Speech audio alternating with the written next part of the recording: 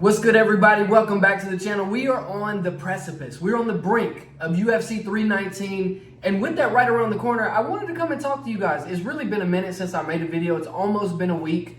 I've had construction going on at my house. I've had a lot of shit going on. But I really felt like I needed to do this video. And this is going to be a little bit different than what I normally do. If you follow the channel, you know that I like to make videos after the fights, discussing what we saw, talking about future matchups and just that sort of thing. But one of my favorite fighters is fighting this weekend. Khamzat Chimaev takes on Dricus du Plessis, the champion of the middleweight division. And there's been a lot of news this week. There's the new UFC deal that Paramount is partnering with them on, 7 years, $7.7 billion. That's $1.1 billion a year, over double as much as they were making with ESPN. So this is a big deal. They're breaking the pay-per-view format. So I, for one, like that. I'm a fan of one championship. Being a fan of one championship, you get to go on to, Amazon Prime. You sign up, get a membership, and you watch all the fights. So I'm kind of excited to be able to do the same thing with the UFC. I'll tell you what I'm not excited for, having all these damn different platforms. I really do believe that in another 5-ish years, some of these platforms, these streaming platforms, are going to get absorbed by bigger companies. That's what I think. But yeah, I want to get into this and talk about what happens if Dricus du Plessis wins. What happens if Hamza Chamay wins and becomes the new champion? Let's get into it. First, I want to talk about the fight in of itself and how I think it's going to go, right? Because we can only speculate. You know what I'm saying? And anybody out there that tries to tell you that they know exactly what's going to happen, you might want to check that guy or that girl, depending on who you're watching. But just looking at strength of schedule, strength of competition, I would say that Dricus does have the edge. As a matter of fact, he's established himself in middleweight a whole lot more than Khamzat has. However, I do think that the Kamaru-Usman win, especially now in hindsight, and a lot of people kind of overlook Kamaru. I never did. I really felt as if he would beat Joaquin Buckley. That win in hindsight is very impressive because, it was 2 years ago? He was able to take Kamaru down and kind of do whatever he wanted to with him. Dricus and Khamzat also fought a common opponent, Rob Whittaker. Let's talk about that one. They both got the victory, but the way that Khamzat was able to get the victory, I mean, you guys have seen the picture, right? If you haven't, we'll put it right here. Shifted Rob Whittaker's jaw backwards, like broke his teeth. Can you imagine that? Like, not even just the pain, but that feeling of you ever had a tooth pulled? Like that sensation? Can you imagine your freaking jaw getting wrenched like that? I like that win for Hamza Chimaev more than I like Dricus's win versus Rob Whittaker. Both very impressive, don't get me wrong. In this fight particularly, there is really one narrative. And that narrative is that Hamza Chimaev is going to be the most dangerous as he will ever be in the fight within the first 5 minutes, within the first round. He's going to shoot for a takedown within the first minute, and he's going to fly across the cage like a crazy man. And in the second, third, fourth, and fifth rounds, he will start to melt. He'll start to lose his stamina, and he's going to gas out. And I don't think that that's wrong necessarily for people to have that take, because when we look at Hamza Chimaev's fights, that's kind of been what's happened, right? He reminds me of McGregor a bit. Like, he's one of those guys that does seem to slow down a little bit. But I tell you what, everyone that's in camp right now with Khamzat Chimaev, Arman Sarukian, Aaron Pico, these guys are saying that cardio should not be an issue at all for Hamza Chimaev. A lot of people point to the fact that Khamzat hasn't fought now in a while, and that could be to his detriment. I am just here to talk to you guys to argue the counterpoint and play devil's advocate that maybe this is the time that Hamza Chimaev has needed to mature as a fighter. If you've noticed him in the press conferences or in the media interviews, he just seems so much more laid back. You remember when he first burst on the scene, he was like evil Khabib, right? Like, I think at one point Khabib even like called out his behavior, like, man, Khamzat's a great athlete, but he needs to get around some better people. Khamzat used to be crazy. I kill everybody. Y'all remember this. They're asking Khamzat, are you going to talk trash with DDP? He's like, why would I do this? Why would I do this? He's a guy. I'm a guy. I'm going to go in there and I'm going to smash him. You know? I might be putting his words in his mouth. I don't even think he's even said I'm going to smash him during the build-up for this fight. So this is a totally different Khamzat Chimaev. My point is, has Khamzat Chimaev matured with this time off, with him getting older? He better have. Because if not, I do believe that Dricus du Plessis is the right guy, the perfect opponent to be able to endure an early onslaught and then destroy you. Jesus, that was a long pause.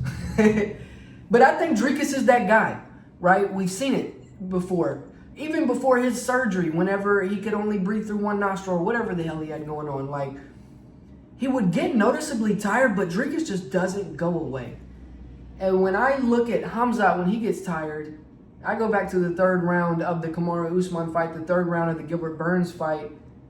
It's a bit concerning because it looks like when Khamzat gets tired, like if he gets hit with one big shot, he might go away.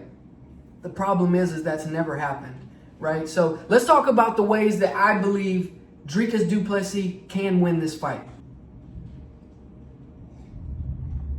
I believe that Dricus is going to try and wrestle Khamzat Chimaev. He said he's going to do it, and I don't think he's bluffing. I think Dricus is actually that guy that is going to try and wrestle Khamzat Chimaev if Khamzat doesn't show dominance there early on in the fight. I don't think that a submission is likely from Dricus du Plessis. I think he'd like to get it. He said that in the build-up that he would love to get a submission, and wouldn't that be crazy? That would be insane. That would be more impressive than him knocking out Hamza Chamay. Let's just be real. I think the most likely path to victory for Dricus du Plessis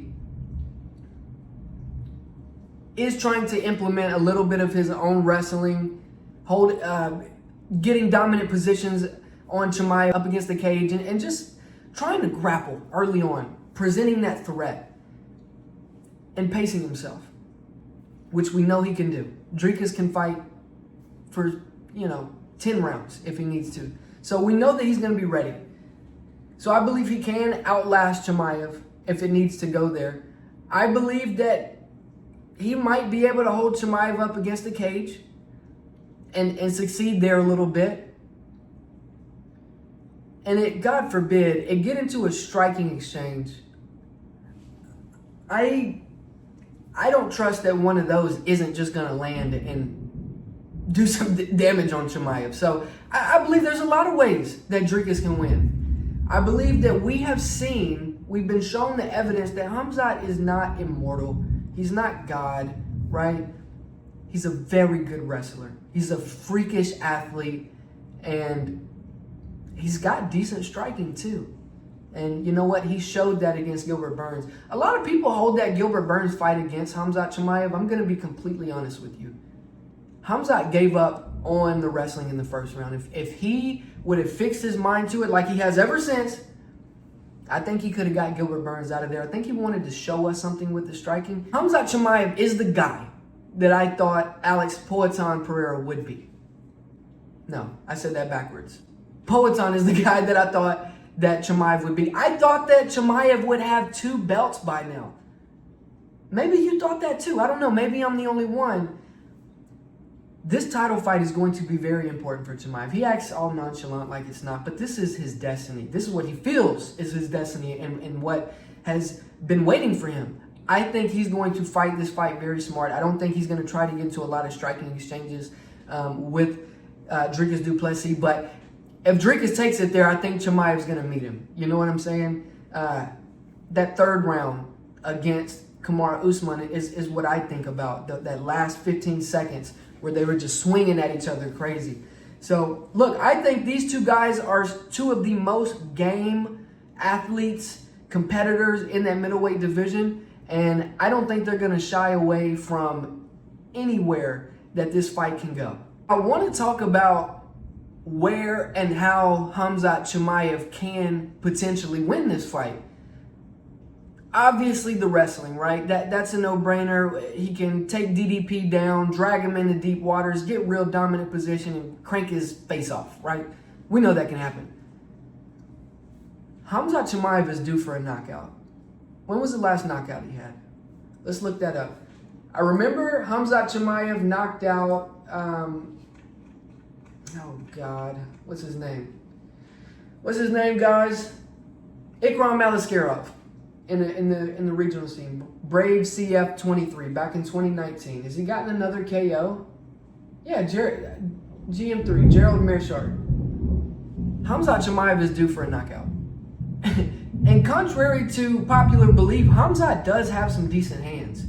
He's got a very stiff jab. If you remember, he sat Gilbert Burns down with a jab. I don't think Gilbert Burns has been sat down by anyone else's jab except for Khamzat Chimaev and Kamaru Usman. We all know about Kamaru's jab. It's stiff.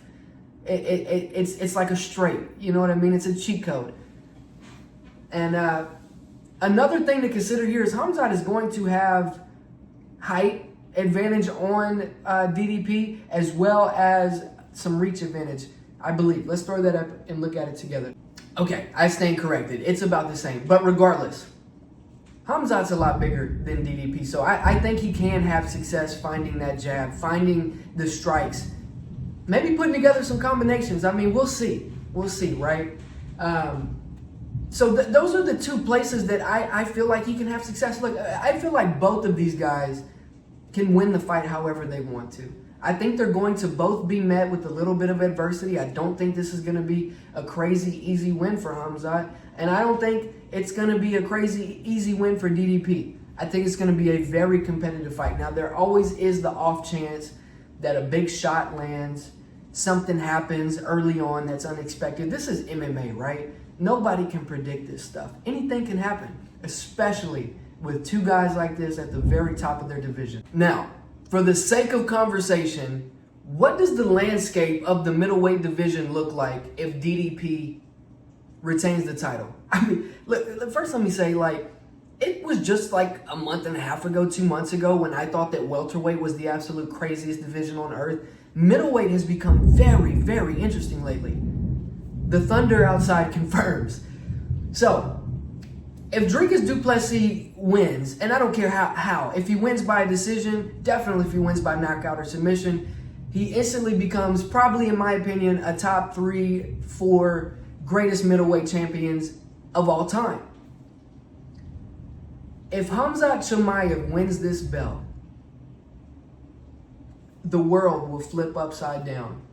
I'll explain. The UFC has been trying to push Hamza since the very beginning. Y'all remember back in COVID when he had like a fight back-to-back in 2 weeks. Like, again, Poatan, Alex Pereira is the guy that I thought that Hamza Chimaev would be by now. It's finally Hamzat's time for a title fight. If he wins the title, look for him to fight 1 or 2 more times, and then he's either going to go back down to welterweight, depending on what happens with Jack Della Maddalena and Islam Makhachev, and fight the winner there, or maybe just move up to light heavyweight, depending on what happens with Alex Pereira and Magomed Ankalaev. How crazy would it be? And I've always wanted to see this. I've always wanted to see Khamzat Chimaev versus Islam Makhachev. Everybody's talking about Islam versus Topuria. That's a great fight. I'd love to see it. I'm not gonna lie. I hope I see it in my lifetime. Can you guys for 1 second just imagine the magnitude of a Islam Makhachev fight versus Khamzat Chimaev, where Khamzat Chimaev has just become champion of middleweight. Islam has just become champion of welterweight. They defend their belt a time or two. Khamzat drops back down to 170, which he believes that he can make. And that fight happens. That, my friends, could be the biggest fight of all time. Bigger than Conor and Khabib. And even bigger than what Topuria and Islam could be. I believe that. I really believe that, and that might be crazy. I actually, Topuria is getting really big, so that might be a crazy statement to make. But I believe it could be that big. I believe it could be 1, 2, 3, somewhere there of all time biggest fights. So, if Khamzat wins this title, it opens up an endless amount of possibilities in 3 different divisions. If Dricus wins the title, I think there's only 1 or 2 guys left for him in that weight class. He's talked about moving up to light heavyweight, talked about dropping down. I just don't know. I just don't know. But the good thing is we will know very soon. Saturday, UFC 319 will take place, and we will see who comes out victorious. It would be a lie if I told you that Khamzat Chimaev doesn't have my vote. Let me know what you guys think down in the comments.